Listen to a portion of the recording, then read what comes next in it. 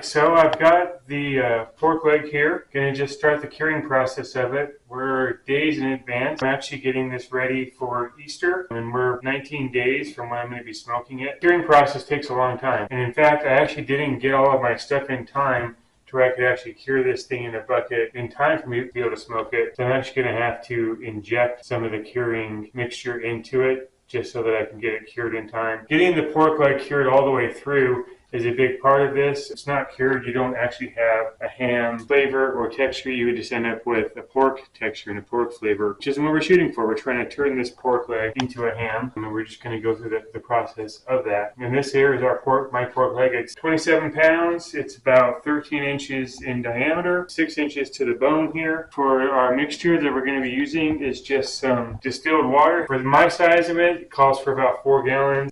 Prog powder, number 1. This apparently is really important. Again, I've never done this before, but this is my first time trying this out. But this here is kind of like what makes ham.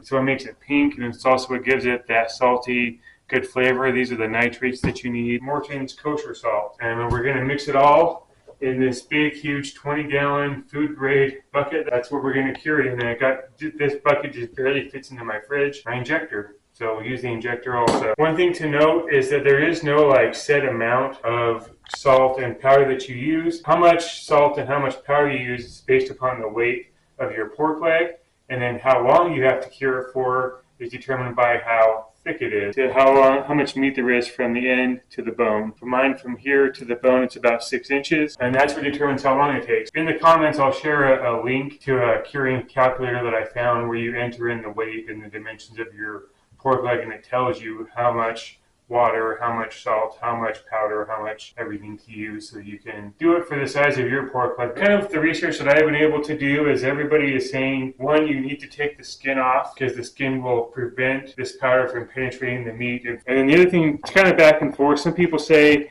to take the fat cap off. Some people say not to. I'm going to go ahead and just take the fat cap off because I can see how that would also prevent the curing powder from getting into the meat, which I really want to get into it. I may even use my meat tenderizer on this to help get the curing mixture into the meat also. We'll see. Haven't decided yet. Going to go ahead and just start trimming off all the skin and all the fat. So I think one thing I'll do is I'll just kind of come over here and I'll start by cutting a line here of where I'm going to go to. Guess I'll just start on top here. Never done this before. Just kind of winging it. Oh, I want to call out, I got my slicing gloves that my wife got me for Christmas. So this is my first time being able to try them out. My wife just doesn't want me to lose any fingers, so she got me some of these. It's just going to go ahead and just start kind of cutting this back, and not really a lot of science to it, I don't think. If you just kind of go through and cut it, you can see all along here how thick it is. Pretty thick, pretty obvious and easy to see. Just going to go through and cut all this back and get it off. Alright, so I'm just going to start making the curing mixture. I've already got 2 gallons of distilled water in here, but now I'm just going to put the crack powder in. Just for mine, for reference, it called for 3 tablespoons and 1 teaspoon of crack powder. Put in here. Just going to put that in. 2.5 cups of Morton's kosher salt.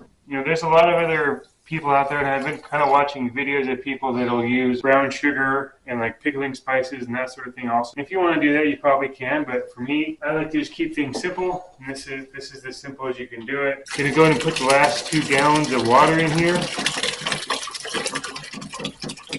Then I'll just grab a whisk here, and I think I'll just mix it all up a little bit. It's going to be in here for a long time, so I'm sure a lot of this is just going to kind of mix on its own, but figured may as well just stir it up as best I can. Oh, and something I want to point out too, with this bucket, it is a food grade bucket. It's not just a normal janitorial bucket or a garbage can. It's actually meant for food. I don't know all the science behind it, but I know there's specific plastics that they use for these things, and if you want to just use any old bucket, you probably could, and probably okay.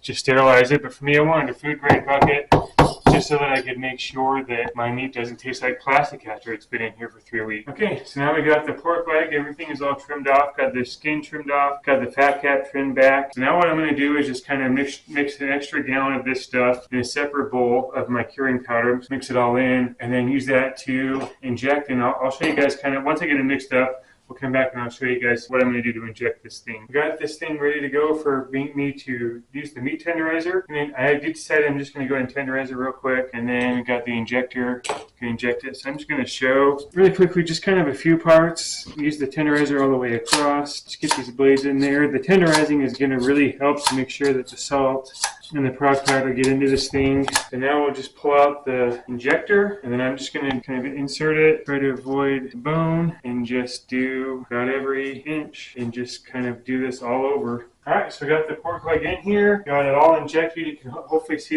all the injection holes in there. And now we have started the process of turning this thing into ham. It's mixed in there and going to close the lid and then put it in my fridge and keep it in there for the next 19 days and then pull it out. And next video, I'll show you guys how to smoke this thing and how to get it ready to be eaten.